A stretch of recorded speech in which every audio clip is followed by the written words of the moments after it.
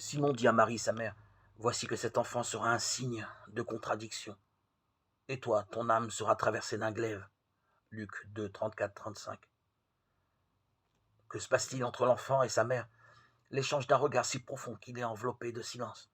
L'âme de Marie est habitée de deux prophéties qui ont longtemps mûri en son cœur. La première est celle de l'ange à l'Annonciation.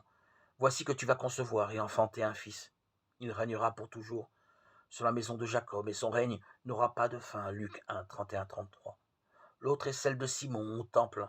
Cet enfant produira la chute et le relèvement de beaucoup en Israël. Et toi, ton âme sera traversée d'un glaive. Luc 2, 34-35. La Vierge sait que le temps est accompli. Les prophéties se croisent en son cœur, dans la lumière d'une croix sanglante. Sans doute comprend-elle dans un acte de foi pure au cœur de la nuit que l'heure est venue où la voix de l'ange s'unit à celle du vieil homme. Son fils est bien roi, mais il règne par la croix, signe de contradiction. L'heure est venue pour elle du cœur transpercé. Marie est la mère qui accompagne son fils et la servante qui suit son Seigneur. Elle espère en silence. Ses yeux devancent la fin de la nuit pour méditer sur ta promesse. Psaume 118.